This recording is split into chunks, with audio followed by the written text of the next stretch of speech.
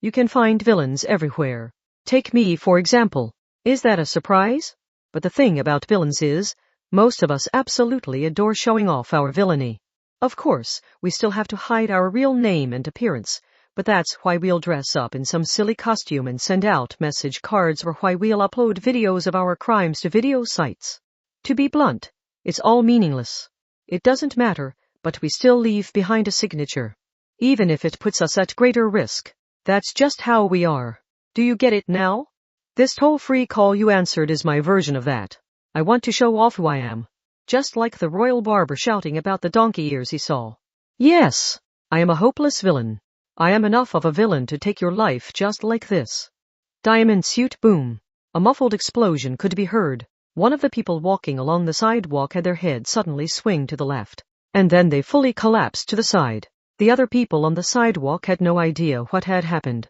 One of them stepped around the other pedestrian out of habit and then gave an annoyed look when that pedestrian still got in their way, but then they screamed and fell onto their butt. Kuroyoru Yumadori sensed some kind of commotion behind her, but she was not foolish enough to actually look back.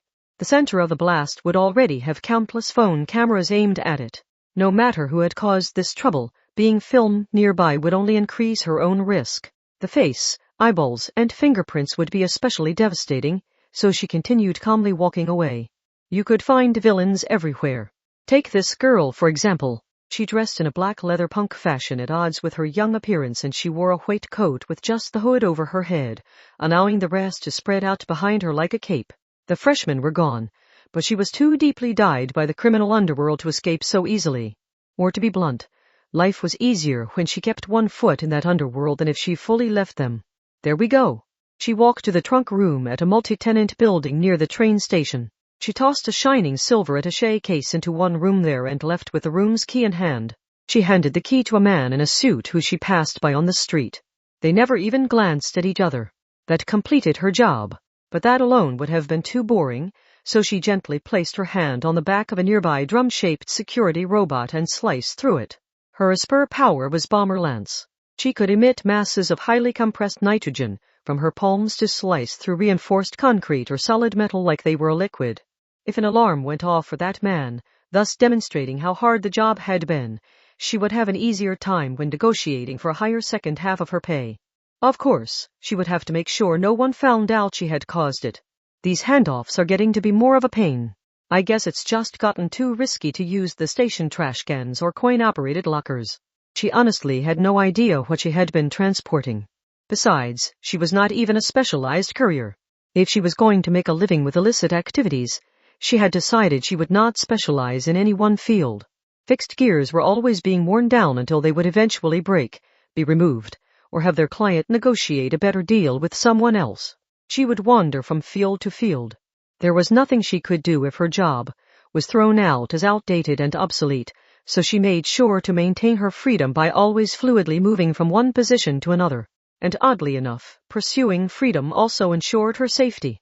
The trick was to use freedom and safety to place a lid over the emotions like desire, impatience, and fear. I'm supposed to be a cyborg who can break past the limits on human growth, but my mind is awfully pathetic. She plopped down in a seat with that self-deprecating thought in her head. She sat at one of the tables lined up at an open cafe. "Hi," said the ill-behaved girl. "What, were you bored or something?" The boy with the piercing must not have been thinking about much of anything. He looked up from his phone to give her a puzzled look. He was Hamezura Shiage. That older boy had a well-built body, but she recalled seeing him constantly running around like a puppy. You sometimes ran across people like him who were friendly and considerate, but still somehow ended up an outlaw. The girl grinned. "Just checking for anyone tailing me. Just in case, you know? You seem super busy, so I'm leaving." He quickly started to get up from his seat, but Kuroyoru stepped on his foot below the table to pin him on the spot. All while smiling, she tapped on the back of his phone. "I see you've become one of those phone addicts." "Oh, okay, I'll stay. I don't know how long you're supposed to wait on average, but I have found someone whose messages I get so impatient waiting for. And hey, if what you're doing under the table there is supposed to be a reward, you'll have to be a lot gentler than that." "If you say so." A muffled boom came from within the cafe, and Hamezura glanced over at it before looking back her way, but she did not say anything about it.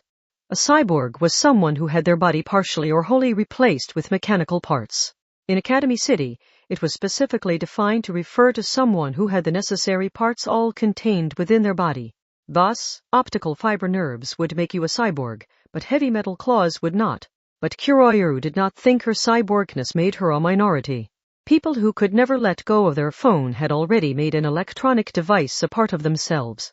For that matter, clothes and shoes were the same. Besides the embarrassment factor, trying to live your life entirely in the nude would get you frozen to death or dead of infectious disease pretty quick, even in a highly developed metropolis. People could not live without their tools. And with each successive tool, the human mind and body further deteriorated. It was no different from someone cutting away a healthy part of their body and replacing it with a high-quality device that would give them some new ability. In the modern age, people were slaves to their tools, and anyone who could not use those tools was branded incompetent and eliminated. The people disgusted by cyborgs failed to realize they were much the same when viewed from the right angle. Just like so many people who supposedly abhor killing also support the death penalty. Everyone hid their real face behind makeup and enlarged their eyes on the photos uploaded to social media. The human sense of self had already grown too bloated to fit within the single body people were born with, yet society still refused to accept plastic surgery for idols or liposuction. What people did and what they said was diverging more and more. If they wanted to force their ideals onto someone else, they at least needed to personally stop wearing makeup first. Pathetic. Kuroyoru muttered that word in her head and leaned back in her chair. She rested her head on her arm as if pressing her fist into her soft-looking cheek. And the boy absent-mindedly let his thoughts slip out while he stared at her. Her cyborg body is so high quality you'd never know the difference. I bet we'll be living in a golden age of boob mousepads once that tech becomes more common. That's the first thing that comes to mind when you see me? No one can accuse you of not being honest about your desires, I guess. She frowned over it, but she honestly did not really care. She would find it plenty creepy if one of her arms was taken away from her and some strange guy was licking all over it. Especially if he was using the name Kuroyoru Yumadori when referring to the arm. But on the other hand, she would not care at all if an identical component was treated in the same way and called Tanaka. That would be a stranger's arm, not one of the ones meant to be inserted in her slots. Just like a clone created from her DNA would be a complete stranger. She had no interest in what anyone would do to them since they were not a part of her. That wicked girl did not have enough empathy to feel any pain in her chest when she saw a nail driven into a straw doll. She was pretty sure that lack of empathy made her a bad person. She could guess that a normal person might have felt some pain at how their clone was treated, but she did not feel that way herself. By the way, Hamezura, what did you order? Vienna coffee and fish and chips. You're getting your European countries jumbled together there. Also, I doubt you'll ever receive it. If you're hungry, I recommend going elsewhere. Eh? I'm willing to bet on it. Or do you want to sit here for 3 hours growing lonelier and hungrier? The previous muffled boom had come from within the cafe. Since none of the customers had come running out, it must not have come from the dining area. So in either the kitchen or the office area, someone's head had been blown up. People are far too fixated on keeping their original body parts. Instead of explaining any of this, Kuroyoru got up and left the cafe with Hamezura. To the strangers on the city street, they may have looked like a filthy band member and his little sister trying her best to keep up with him. They had not arranged this or made any promises. They were playing it by ear. If you were not sensitive to a dangerous shift in the atmosphere, you could never survive in the city's criminal underworld. Academy City was a unique city, where 80% of the population were students, but right now there was an unusual number of people out and about even for the daytime. A young man was asking office workers for donations, and a childcare worker was pushing a wagon full of kindergartners. Since the man was out here now seeking donations for the development of medical equipment, this must have been a very busy time of day. Some students only cared about their class credits and attendance record. Some would opt for remote learning even when they came all the way to Academy City, where almost every student was forced to live in the dorms. Though they were all schools, it seems there were many varieties to them. The piercing boy walked right past the sketchy donation box. He likely thought it was a scam rather than simply not being interested, and the short Kuroyoru asked him a question. Hamezura, you're not a bad person, are you? I steal cars and carry a gun. That sounds pretty bad to me. He seemed unsure how to respond, But Kuroyoru was not convinced. Only because it's necessary, right? If you ask me, it's more accurate to say you have a way of attracting bad people. So when you check out your surroundings, it looks a lot like you're standing in a pretty bad place. Just like everyone found at the scene of a crime looks dangerous. But despite standing at the center of it all, you're surprisingly untainted yourself. It's your surroundings that are corrupt, be it skill out or item. There always are those dumbasses who are friendly and considerate but still end up in the dark side. Generally, they couldn't bring themselves to cut ties with someone and got dragged down with them. It's like being a hoarder who can't bring themselves to throw out any of their trash. Of course, all this talk about good and evil is probably thanks to those thought processes implanted in my mind, analyzed Kuroyoru. She meant the dark may project, to increase the effectiveness of their powers, a portion of Academy City's #1 thoughts were implanted in a number of Asper's minds. Kuroyoru Yumadori was one of the successes. She did not care at all about going somewhere fashionable when eating out. She had just finished a job, so she simply wanted somewhere she could sit down and fill her stomach. That was why she chose a burger chain. Hold on. If you say I attract bad people, does that mean you're here walking with me because you're, not a word more? She pouted her lips and hit him with a light kick. Once inside, she sat down at a table in the back. He went to the counter to order some coffee and a light snack. Is coffee really the best choice to go with fries? She leaned back in her seat while wondering that, but then she heard a familiar ringtone. When she pulled out her phone and pressed it to her ear, someone spoke without any introduction. You can find villains everywhere. What? Take me for example. The voice was extremely artificial. A voice over a phone was technically an electronically created reproduction of the sound and not the original voice itself, but this was not even that. Someone was probably typing the words into a computer and letting the voice program automatically handle the intonation. Since it never began with a physical voice, no amount of analysis could ever produce a voice print. Truly, we live in a world of technological marvels. Kuroyoru Yumadori looked skeptical, but the harmless sound continued before she could say anything more. By the way, you should really avoid removing the phone from your ear. Once it moves more than 10 centimeters away, it might just explode in a gruesome sort of way. Am I using IR? Or maybe ultrasound? Perhaps I am detecting your breathing or your faint magnetic field. Modern phones have all sorts of devices built into them, you see. Paper instruction manuals aren't really a thing anymore, so I bet a lot of people remain ignorant of some of their phone's features from the moment they get it until they trade it in for a newer model. But my point here is simple. You can't figure out what method I am using and then use it against me. Still seated, Kuroyoru glanced around. A part-timer was wiping down an empty table. A group of high school girls were talking loudly with the latest model of smartphone in hand, and an old lady was looking around in obvious confusion because she could not find the trash can. There were a lot of people in here, but the person on the phone might not be any of them. It sounded a lot like they had warned her before she could remove the phone from her ear, but they might have been watching her through the security cameras, or they might have been guessing without actually seeing any of it at all. What do you want? Would it be most effective to say nothing? If I wanted to inspire fear, that is. So they aren't trying to lead me anywhere. Either way, Kuroyoru had not expected them to answer honestly. She had expected one of two responses from them: provide a fake motive or provide no motive at all. Now she just had to figure out what they were trying to hide.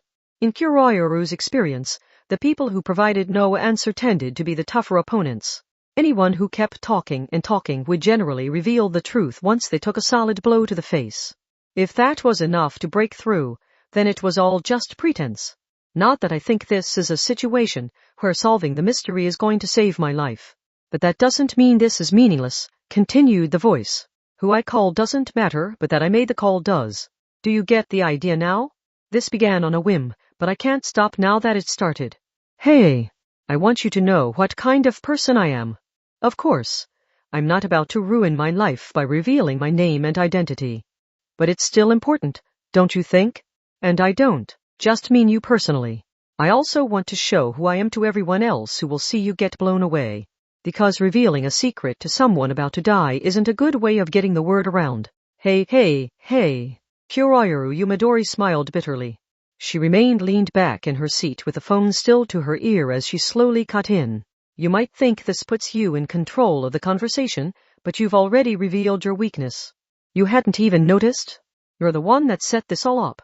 And the person who sets up the rules is the one who's at a disadvantage if those rules are broken. So the way to strike back at the mastermind is always right there staring you in the face. If they've kidnapped someone and are demanding ransom money, you go out and spend a bunch of money. If you receive a letter predicting a closed-room murder in a mysterious mansion, you have everyone take a trip somewhere else. Then their plan falls apart. You find yourself trapped in a giant underground space where they're holding a death game? Then how about you dig a hole back up the surface? Why go along with their crap? Do you think there are any rules governing real fights to the death? In other words, Kuroyoru already knew what this unseen shit would hate the most. The correct answer here was to immediately toss her phone to the side. A dry bang slammed into Kuroyoru's eardrums. As threatened, the mobile device blew up as soon as it moved 10 centimeters away from her face. For a normal person, the shockwave alone would have not just ruptured their eardrum but shattered their skull. The lithium-ion battery, huh? Well, that might be enough to kill your average person. But that meant nothing to Kuroyoru Yumadori. Her cheek had been split open and the fingertips used to throw the phone were twisted at an unnatural angle, but those were all replaceable parts. So people are dying completely at random. You're as good as dead from the moment you receive the call, so it doesn't matter if you're an expert or an amateur. She had no interest in the other guests or the employees who turned her way in surprise and froze up. Hamazura rushed over and began shouting some meaningless nonsense. Whoa, what the hell? Did you have a defective part or something? You could say that, groaned Kuroyoru, slipping her right hand into the coat she normally just wore with the hood. Her parts were not banned by international law like clones were, but it was still best not to let anyone's phone camera see the metal frame and exposed wiring of the broken fingertips. Unlike over-the-top movie villains, real villains did not like being noticed. Just like gangs hid their entire organization and politicians created a softened image they could show off, with a nondescript smile. Defective. Is that really a word you should use with a cyborg? Thought Kuroyoru Yumadori, with a bitter smile. Then again, she felt it was a good description of herself as a person, so she was not sure how to respond. Diamond suit, the hints were already out there. Normally, you would need to solve the whole puzzle using those hints, but the wicked girl decided to intentionally leave things hanging this time. It was now late at night. During the day, she had never told anything to Hamazura Shiage despite his obvious confusion. She herself had said he was not a bad person. He was simply surrounded by them, so there was no need to let him see the rest. The previous burger shop was already closed and its lights shut off, but she sensed someone skulking within. The cameras are down. And it was done so the security company can't tell they're down. At this point, they might as well be announcing their presence. A criminal shouldn't be leaving their business card at the scene of the crime. She had planned to force open the door if necessary, but the entrance was already unlocked. Unnaturally so. Hi! Exclamation. A dry rupturing sound erupted nearby. A figure working at something, while curled up below a table, had turned around and thrown something at Kuroyoru. So she had hit it with a horizontal swing of her hand. Specifically, she had hit it with a blade of pressurized gas extending from her palm. That was Bomber Lance. Her cyborg parts were only for decoration. She had swapped out more than half her body for nothing more than boosting her power above 100% capacity. The smartphone bomb was more crushed than sliced. Criminals in it for fun love their souvenirs, said Kuroyoru with a grin. The restaurant was filthy. Cleaning robots wandered around every last part of Academy City, so all the general floor cleaning must have been left to the machines. The hired part-timers had left after only cleaning the tables, counters, and other areas the drum-shaped robots could not reach, which made this possible. You go running to the scene of the explosion afterwards and gather up the flesh and blood splattered between the sofa cushions and below the table. Do you preserve them in formaldehyde? Or do you seal them in clear plastic to make a keychain out of them? Either option isn't going to do much for preserving cyborg parts, though. Weirdos like this were particularly common in Academy City.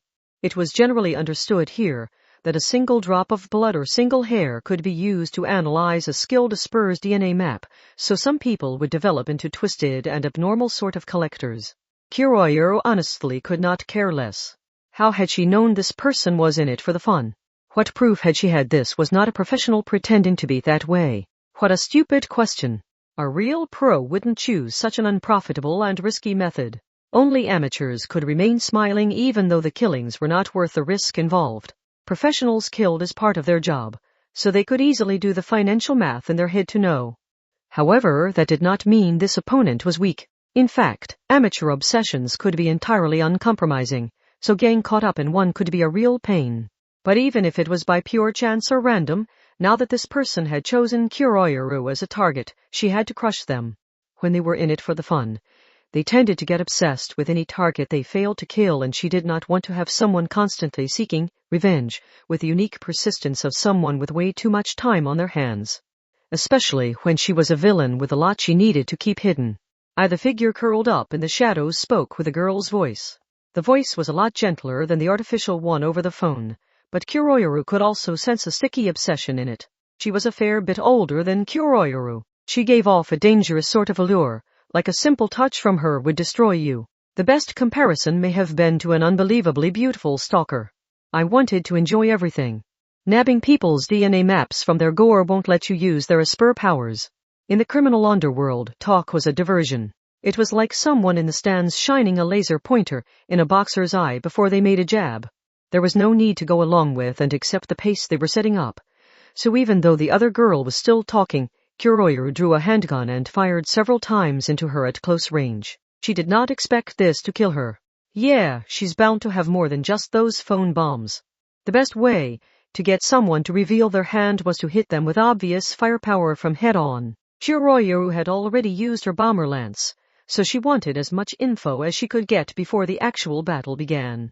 The ear-splitting gunshots were accompanied by the raw sound of hot bullets tearing through flesh. The other girl did not dodge the bullets or deflect them with a thick barrier, but taking 5.45 caliber bullets from head on did nothing to stop the girl. Good and evil. I wanted to enjoy them both. Kuroyoru heard some mechanical sounds, but not from the girl. Several machines were gathered around the girl.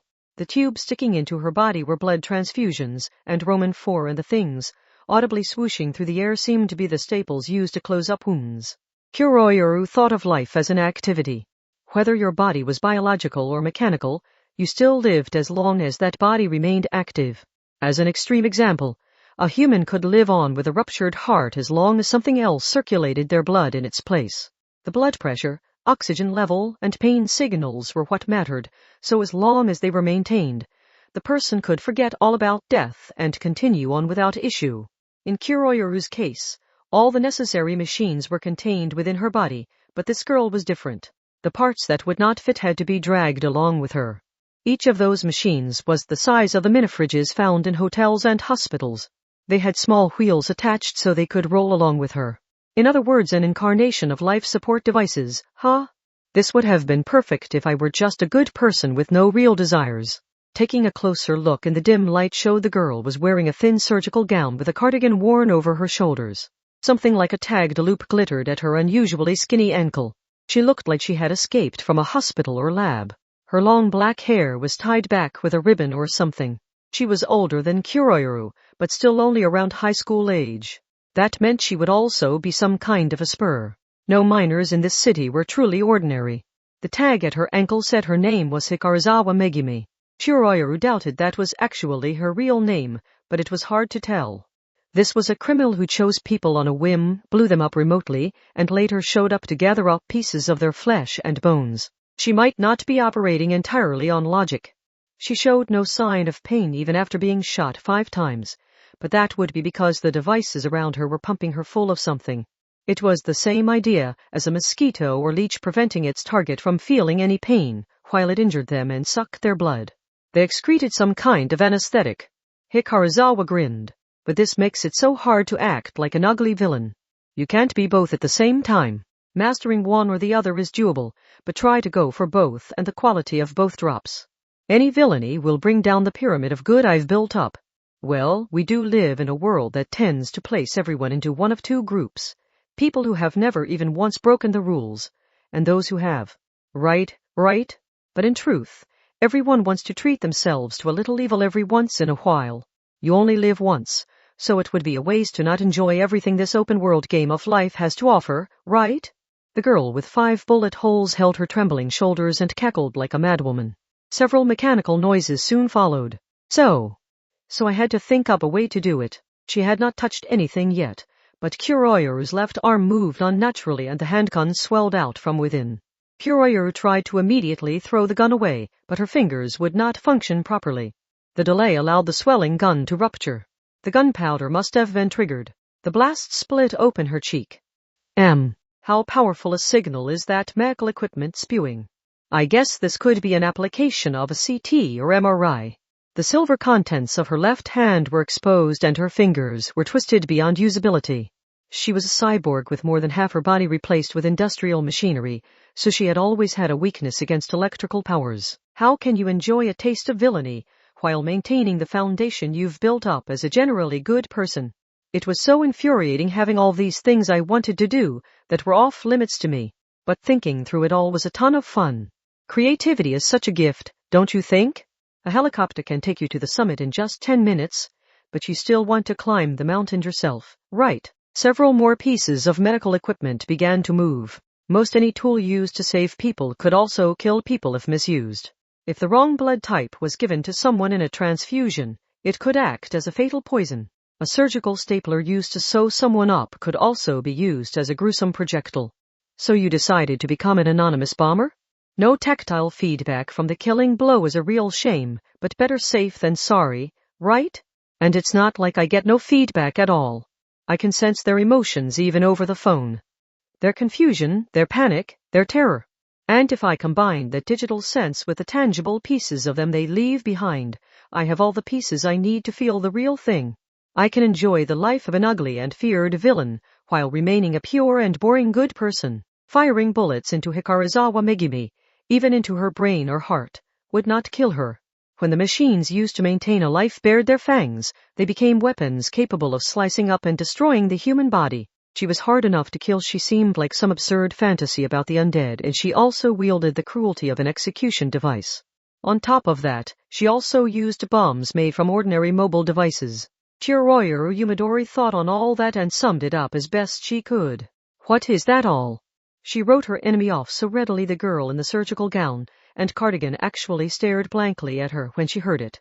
You don't have some special power and you aren't using some kind of bizarre weapon I've never heard of.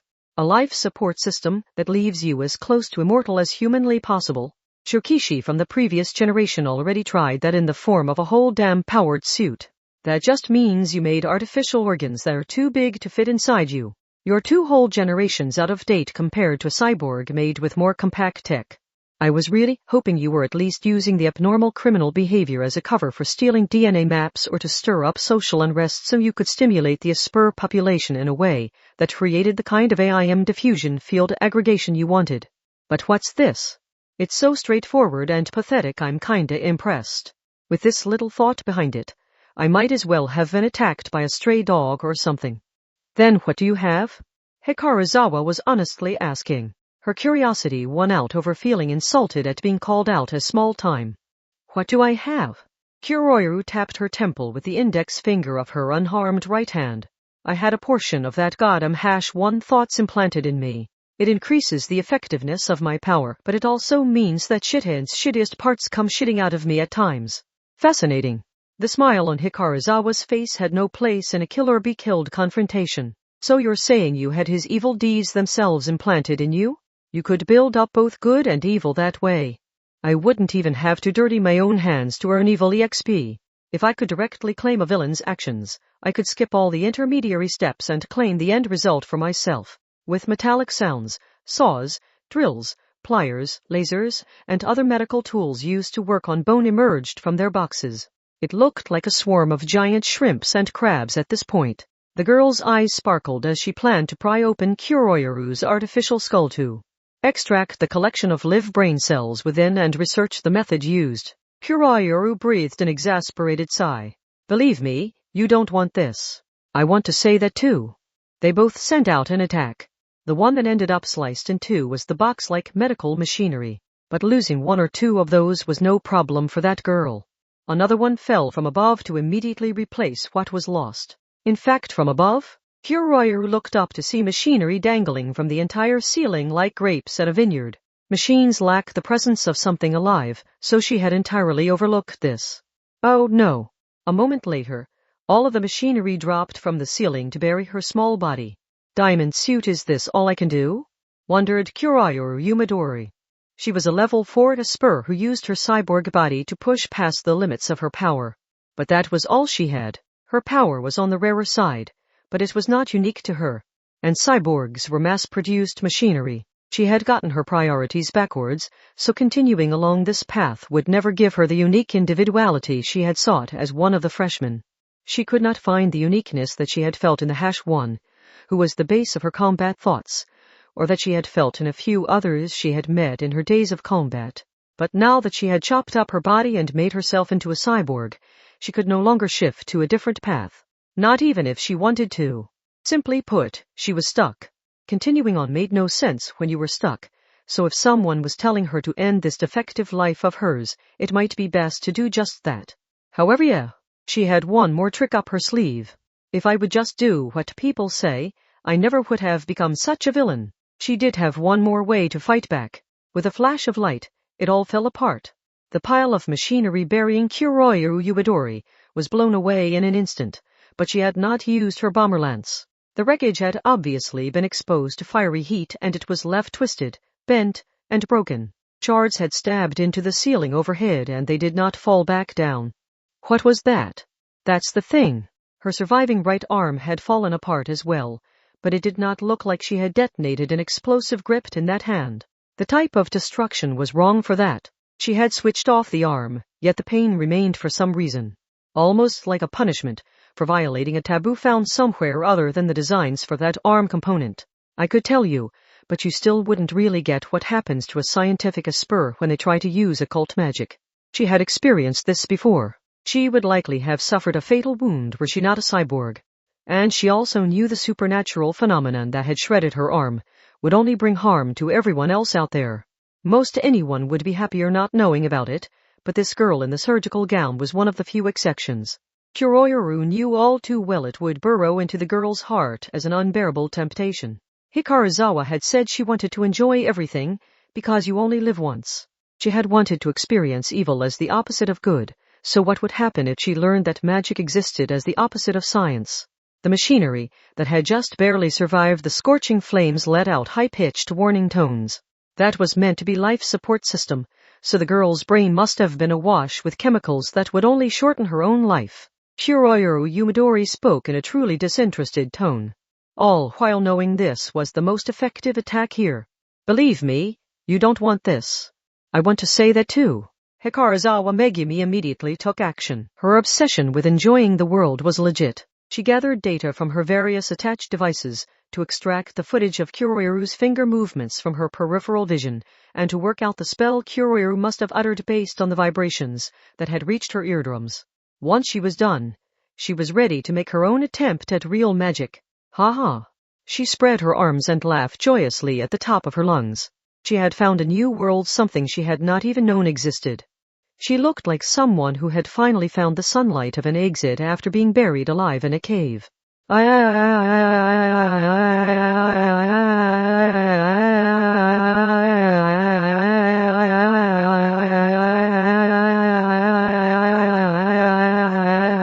Kuroyoru tried to cover her face with a hand, but both of her arms had been destroyed. She had no choice but to witness it directly. Academy City's Espers could not use magic. That had to be an absolute rule. Blood burst from the girl wearing a surgical gown and cardigan, and then the life support equipment was blown away as well. She collapsed. Hikaruzawa fell over, leaving a crescent moon trail of blood in the air behind her, and she continued to convulse on the floor. She was awfully energetic for having lost her entire life support system. The musty old mysticism must have decided those masses of silicon and rare earths counted as parts of her body. The partially broken cyborg sighed and pondered the rules of the world. It's so benevolent I think I'm gonna cry. Diamond Suit, the TV news and newspapers had nothing to say about it. Even the online news sites were only talking about how aquarium-born otters could not break open shells. The following day, Kuroyoru discovered the ham, eggs, and toast morning combo at a cafe was not great, but the cafe's owner was fairly old and had a habit of staying stocked up with plenty of newspapers and magazines in their original paper format. The crime had been by a single person with no real objective in mind, so it should not have really helped or hurt anyone if word got out. Yet Academy City's leaders had decided to cover up the conclusion of Hikaruzawa Megumi's case. Was that to protect Academy City's brand image as a place where parents could feel comfortable sending their kids? Or was it because of the involvement of something from beyond science? Kuroyoru fell silent at the answer her intuition gave her. Or maybe that the #1 thought patterns gave her. There was more to Academy City than met the eye. So it was highly unlikely that the world outside the city was a peaceful place with no secrets to be found. It was all too complicated to discuss in black and white terms of good and evil. Why the hell are you reading a paper newspaper in this day and age? Hamazura Shiage gave her a puzzled look, so she rolled up the newspaper and thwacked him on the face with it. The drive to learn tended to be a self-destructive one. In a way, it was the people who clung to their ignorance who remained happy. It was almost comical, and this girl was having a hard time deciding which kind of person she wanted to be.